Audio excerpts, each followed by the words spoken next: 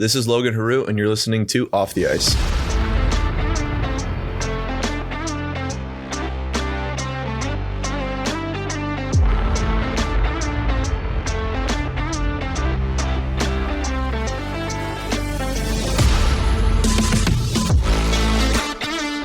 Hello everyone, and welcome to another episode of Off the Ice, Season 2, Episode 8 coming your way, and we have another great show for you this week.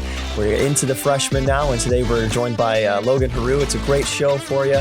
Coming off the series last weekend against Bowling Green on the road, really excited to be back in Big Rapids this weekend for another CCHA series against Michigan Tech. Now, we do have a little bit longer of an episode, so we're going to keep the intro short, but real quick shout out to Steve Masters over at the Sunny 97.3 station for running these shows. And also, if you don't catch the live episodes on the radio Tuesday nights, you can catch the releases Wednesday mornings on Spotify and on YouTube. So without further ado, we're going to go ahead and take you off the ice with Logan Heroux.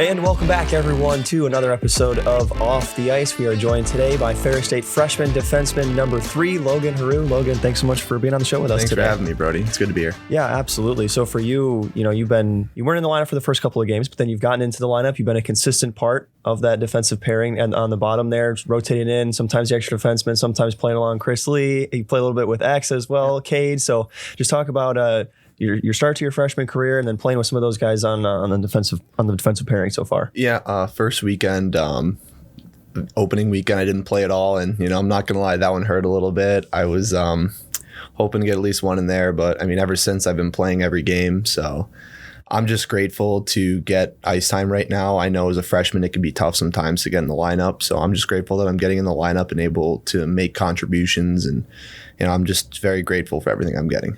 You collected your first collegiate point last weekend, well, 2 weekends ago, I guess now at this point, but talk about that, what that means for you to get that first assist.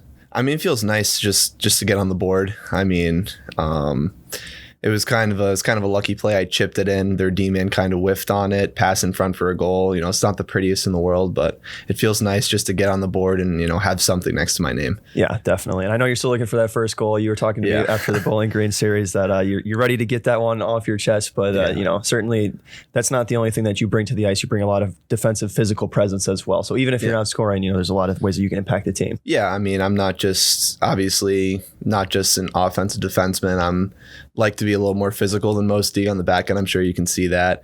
I mean, defense is my number one priority back there. So, I mean, points are nice, but they're not a priority for me. All right, for sure. And then last hockey question for you. Coming off the Bowling Green series, 2 losses, but those were 2 really close games. Yeah. The offense didn't come around on Friday. Defense only gave up 2 goals and a 5-4 loss on Saturday. Just talk about the overall, mentality of the team, the state of the team through this point of the season, and maybe just specifically coming off that series against BG. I mean, we're still very confident. We know that if we're playing our game, we can beat anybody in the CCHA and anybody in the NCAA, to be honest.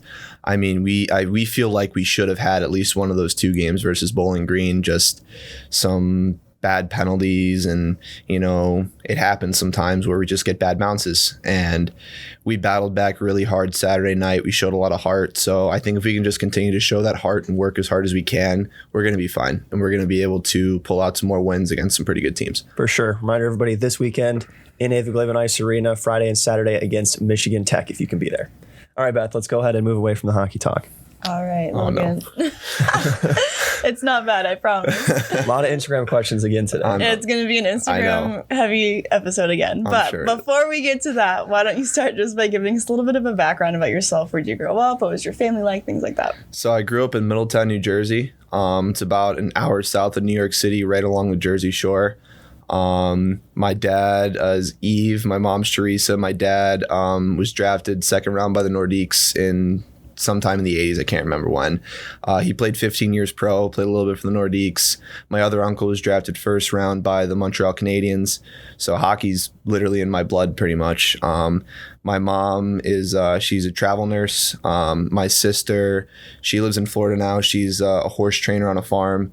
So I love my family. I had a very good family growing up. They're very supportive. They come out to all of our home games because my Uncle Jim lives 30 minutes away from here. My Uncle Jim and Aunt Teresa. Oh, nice. So they come out and they stay with them. And my dad's work schedule is very flexible, so he's able to come out here, and it's great. And I love seeing them every weekend. Yeah, that's awesome. Not a lot of guys on the team that are that far. I know, away it's like, from home can. It's like a 12-hour drive, but they're crazy. They make it. That's awesome. Crazy supportive. And yes, really crazy cool. support. Crazy in a good way, I promise. Yeah, definitely. So talk about growing up on the East Coast versus life in Michigan so far. I'm sure there's a few things that are different. Yeah, right? it's different. The food's definitely different. If anybody talks to me, I'll tell you that the food in New Jersey is probably the best in the world. There's a lot of stuff that we have that, frankly, nobody else just does it like that. The pizza out here is terrible, awful. I mean, it's just the people are a little different. I mean, I feel like people out here are a little more slow paced. Like I want to get in and get out. Like especially if you ever drive with me, you'll see it. I'm like, let's go. Like people just take too long sometimes here.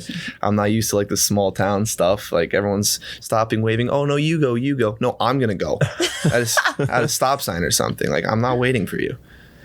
I went to New York for the first time in my life this past spring, and I definitely noticed that. Yeah. First of all, 100%. pizza out there, so good. Incredible. Yeah. And the drivers are crazy. Yeah, drive with Connor McDonough. He's even worse than me if you want to get like a real New Jersey driver.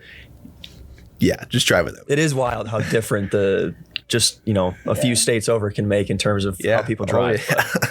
It's bad. It's pretty bad. But yeah, no, I love it there. I am enjoying Michigan a lot so far. I played here for a season my 16th year. I played in Troy, out near Detroit, but I haven't been like in a town this small ever.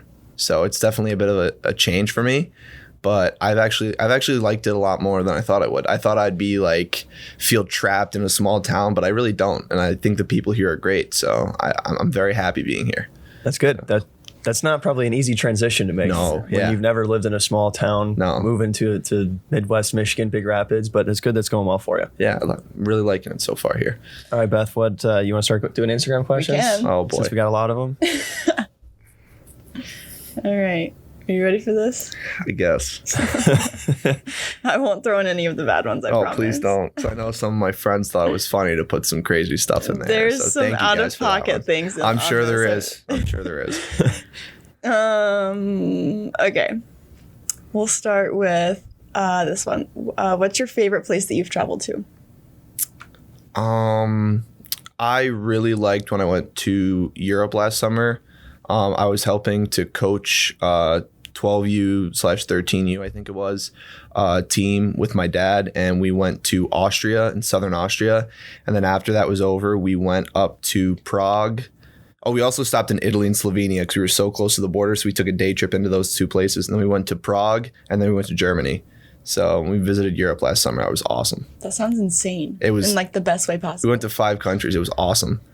Was there anything in specific that really stood out about that trip? Like if you could go back to one of those places for any reason, is there one that stands out above the other ones, or did you just like the whole thing? Prague was awesome. Like it was like one of the least touched cities during World War II. So it's all like the old original city. Oh, that'd be cool. It's beautiful. That's awesome. I love Prague.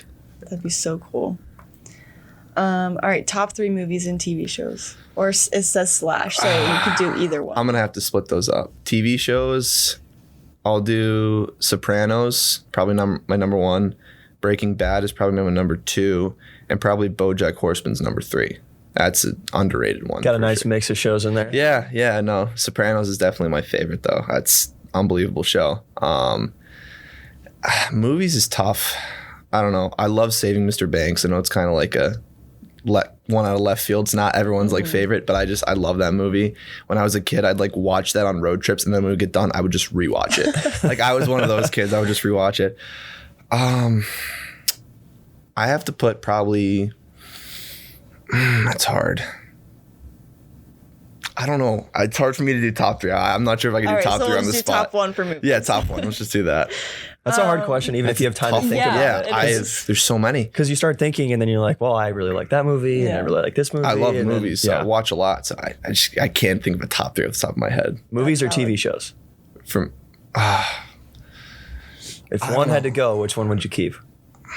I like TV shows because you can kind of expand on things a little more than movies. Movies, you only get 2 hours, 3 hours maybe. TV show, you can have multiple seasons and expand on something. So I love that. That's valid. I love shows like that. That's valid. What's the biggest culture shock in hockey going from the Null to college? Visors and fighting. None of that anymore. There was probably close to a fight per game when I was playing in Shreveport, and I was getting hit in the face every single game multiple times. So it's nice that I don't get hit in the face as much anymore. It's nice. I thought I'd hate wearing a cage. I don't mind it at all. I don't really miss getting punched or elbowed or high sticked, any of that. Good answer. Seems reasonable. Yeah, exactly. Okay. I don't know if this one is like insinuating something inappropriate, so if it is, don't answer it. Okay. And then Brady can cut it. Sure. Favorite activity in your dorm room? That was from one of your teammates, so that's why I was like, I don't know what he's trying to say here. I don't know. I like to hang out with my roommates. I'm with Jack Silich and Connor Brown, so we're always hanging out, watching TV, watching sports, doing homework together. So we're always hanging out together. They're really good guys. I'm really happy I'm with them, so probably just hanging out with them. Solid answer. Craziest fan interaction. Craziest. I don't know if I can say this one on camera. Okay. I don't want to point somebody out like that, but I mean, there's some people who have like DM'd me or got my number and texted me like nonstop, which wasn't very fun. So, yeah, wild. No, it's bad. It's bad. The life of a D1 college hockey player. That was in juniors. That was really in juniors bad. When you were playing for Shreveport? Yeah. Really? Yeah, it was an away fan too. I remember it. It was. That's even weirder. It was awful. They were chirping you or they were supporting you? They just wanted to talk to me. Oh, okay. How did they get your number? People find stuff. Oh gosh. That's wild. People find stuff. Okay, this one was one of your roommates. Why do you choose the worst sports teams to root for? I wish I knew. I wish I knew the answer to that one. I mean, you know, if you ask any of my roommates when the Yankees lost, you'd think I was about to have a heart attack. There's a lot of Yankees questions. Oh, there is? Here. Yeah. Let me guess, Tallene asked the Yankees one? No? Okay. Because he's been chirping me about that a lot. I don't know. I mean, all of my sports teams have been pretty bad most of my life. Devils have been just awful the last 10 years. Besides the last couple of years, they've been awful. Yankees just haven't done anything. And then the Bengals for football, man, they break my heart every year. So what led you to be a Bengals fan instead of Giants or Jets? So when I was a kid, AJ Green was like my favorite player. Yep. Watched him all the time. And you can't say I'm a bandwagon, because when I started liking them, they were consistently 3 to 4 wins a year. They were awful back then. I mean, I still like the Giants a little bit, but like Jets, not so much. Not a big Jets fan. Yeah, certainly not now. They're awful too. Yeah. No New York sports team's ever going to win again, and I just know it at this point. So. All right. Do you still drink chocolate milk? Yeah, all the time. Who asked that question, if you don't mind me asking? Morello 91. Oh, Jojo Morello. Yeah. I played like youth with him way back in the day. Like, I think it was like 13 or maybe 12. I just played with him long ago, and they called me the milkman because I used to drink so much milk. Oh my gosh. Who was it last year? Branch. Yeah. What was his name? Was it Chocolate Milk Boy? I think so, something like that. He also had a nickname. I get off we have the chocolate milk, like the fresh one here. So I get off the ice. I take my tops up after practice. I don't even take all my gear off. I'll go into the kitchen. I'll get a glass of chocolate milk, drink that, and then I'll get a glass of regular milk and drink that with a bar, like every single practice. Like, it's a routine at this point. Isn't chocolate milk supposed to be better for you as a post-game or post-workout recovery thing than protein shakes, or basically anything else you could take? I'm not really a protein shake person. I just drink chocolate milk, to be honest. Fair enough. Good question, Jojo. Thank you. What's your go-to videos to watch on YouTube? I don't know. I like a lot of like sports stuff, or more history stuff. I like to listen to podcasts about history and all that. But mostly a lot of sports stuff on YouTube typically. Not the biggest YouTube watcher, but when I do, it's typically stuff like that. Like NHL compilations, goal highlights, stuff like that? Or highlights from the night before, MLB games and NFL games, NHL games. I'll just watch the highlights over and, all that fun stuff. Okay, so there's two different questions about biking. I don't know if they're related or not. I wouldn't ask either of them because I know what they are. Okay. Wait, who asked them? Is it James Durney? Yeah. Yeah. Thanks, Durney. Appreciate that one. All right, if you could pick one song to listen to for the rest of your life, what would it be? Ooh, that's a really hard question. That was one of your teammates. That's a really hard question. Who said that one? Silly. I don't know. One song stuck on repeat? If I had to pick one, you got to go with a long one. You need some variety. So I'll go 2112 by Rush. It's over 20 minutes long. Holy cow. Dang. Yeah. I don't think I've ever heard the song. I haven't either. It's very... Rush is one of my favorites. Rush is a great band. They're great. That was like one of their earlier... Sorry if I sound a little nerdy here, but that was their prog days in like the mid 70s. So they were just trying to make like long songs for just no reason. Mm-hmm. And it was literally over 20 minutes long. Okay. Well, I guess that would keep the variety exactly in a little better spot. If you're listening to one, you can't go with a 3 minute. You got to go with the 20-minute one. So I'll go with that. That's valid. I feel like if you had to listen to one song on repeat for your whole life, you just get to a point where you don't even want to listen to music anymore. No, you get tired of it. I probably wouldn't after a year. Yeah. That'd be a pretty boring life though. No music, watching movies without a soundtrack. Yeah, exactly. It would suck. I listen to a lot of music. So I love music. Any type of music? I typically I like a lot of metal. I like a lot of more alternative rock, that kind of stuff. But recently I've been listening to a little more 90s rap, and I haven't listened to much of it before, and it's actually really good. So like Ice Cube and Snoop Dogg, like I just never listened to it before, and it's really good. Biggie, just really good actually. So nice. I've been pleasantly surprised by that. Nice. Favorite Pixar movie? Oh, it's Ratatouille. Solid. It's Ratatouille. It's a great movie. Ratatouille is a good movie. I have that debate with people all the time. It's just Ratatouille. Like there's just no better movie. There's no other good. I mean, I'll take Monsters Inc. as maybe Monsters a secondary. Inc. is like such a classic. You cannot go wrong with Monsters Inc. Ratatouille is just the best movie. It's the best animated movie ever made, in my opinion. That's what I'll say. That's a bold statement right there. It's true though. It's true. So does that one crack your top 3 then? I don't know if it cracks the top 3, but it's definitely top 5 if I had to pick. But that's just the best animated movie ever. It is a really good movie. It is a good movie. It's an incredible movie. Favorite Gatorade flavor? I don't really drink Gatorade that much. I mean, I do here, but like I don't go out and buy it on my own. I'm more of a Powerade person, to be honest. So favorite Powerade flavor? The blue. Blue Powerades. It's the right answer. It's so good. It is so good. What's your go-to Andy's custard order? What is Andy's custard? That was in Louisiana. When I was playing juniors in Shreveport, I'd go to Andy's all the time. I would get the brownie sundae with no pecans because they would just put so many pecans on there, it would just ruin the sundae. So I'd have to specifically ask for no pecans. But it was so good. It sounds good. I miss Andy's. Andy's is one of the best parts of Louisiana. That place was awesome. What part of Louisiana? Shreveport. It's like northwest Louisiana. Gotcha. Like 3 hours outside of Dallas. Like that was the closest city. We were just like, it was a decent sized city, but there was nothing around it. It's kind of just plopped in the middle of literally nothing. Yeah, it is. Just small areas for miles. Yeah, everywhere, basically. I liked Shreveport a lot, but it was different. It was definitely different. It's hot, a lot hotter than here. Yeah. A lot of places are a lot hotter. Yeah, exactly.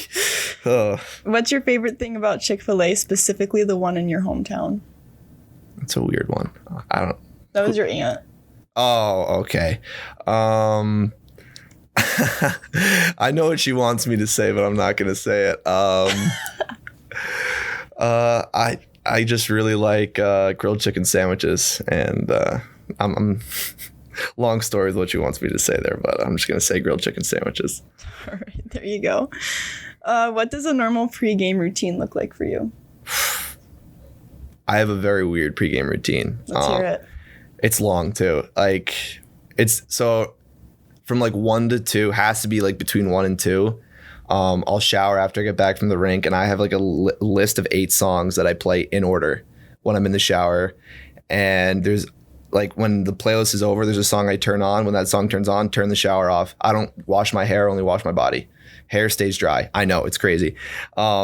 When I drive to the rink, I listen to 2 songs at first, and that's tough because I live so close now to the rink. I used to be like a 15-minute drive, so I'd like have my music set. So I listen to 2 specific songs when I drive to the rink. When I get out of the car and I walk into the rink, I listen to another song, Angle by Rammstein. Listen to that one every time. When I start getting dressed, I listen to One by Metallica, then Little Dreamer by Van Halen, then Voodoo Child by Jimi Hendrix in order. Don't skip any of them. Well, I don't skip One by Metallica. The other ones I skip after a little bit, but like no skipping one. Have to listen to the entire thing through. And then before I go out on the ice for warm-ups, I listen to Rain by Trivium. Then right after that, I listen to Heaviest Matter of the Universe by Gojira. And I skip to 1:40, listen to one specific section that's about 15, 20 seconds long, and then I shut it off. No, seriously, it's that's crazy. Awesome. I love that. But there's a lot more like stuff I do on the ice that like I'd be here all day if I told you about it. But that's like my like music. I listen to a lot of music before the games, so that's a big part of my routine. But that's just like the music part of it. But like that's not even everything. Like there's so much more that I do. It gets a little crazy sometimes. So when you talk about that intensive a pregame routine, is it because it like helps you focus a lot, or is it because you've just done it for so long that you feel like you have to now? The superstitious part of it, like what exactly drives you to be that meticulous? I don't know. Like all these things I did once before a game and I had a good game. So I said, I'm going to do that every game now.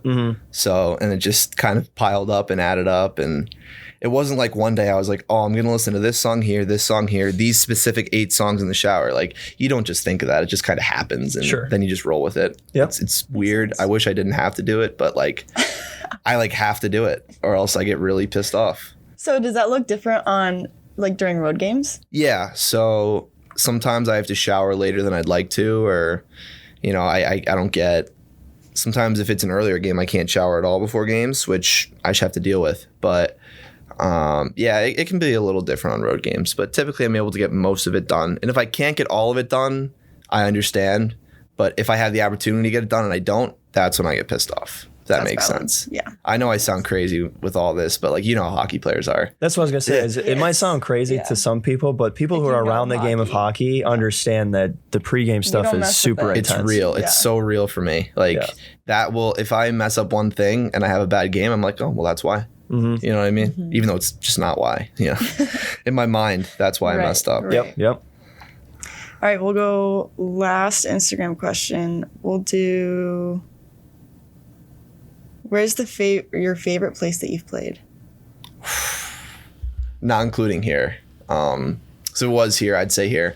I loved Louisiana. I love playing in Shreveport. That was a really fun place to play. We averaged like 3,200 people a night. It was a lot of fun. And we played in a lot of cool places. Like I played against Good. I played against Tallene. I played against McDonough. Played against a couple other guys. I loved it in Shreveport. The fans were awesome. I had a great billet family. They made my life so much easier. We played in a lot of cool places. Like we played in Dallas. We played in El Paso. It was a really fun place to play. We played in Corpus Christi where they had like a 10,000 seat arena. Dang. Like it was really cool where we played. I really liked it in the South down there. So that was probably my favorite place I've played besides here. Yeah, makes sense. You were there for a couple of years, right? I was there for 3 years. 3 years, yep. Okay. Yeah, you get to know it really well. You're there for 3 years. All right, well, that's just about all the time that we got. We're going to go ahead and wrap up here. But before I do, Logan, I'd like to ask every guy that comes on the show, what does it mean to you to be a Bulldog? It means everything to me. I'm very grateful for the opportunity that the coaches gave me to play here. So it means a lot. I know there's a lot of tradition and legacy behind this program, so I'm just trying to continue the legacy and help it out a little bit. Awesome. Well, thanks, Logan, for being on the show with us today. We had a great time. Thanks for having me. Thank you. We'll be back next week, everybody, with more Off the Ice.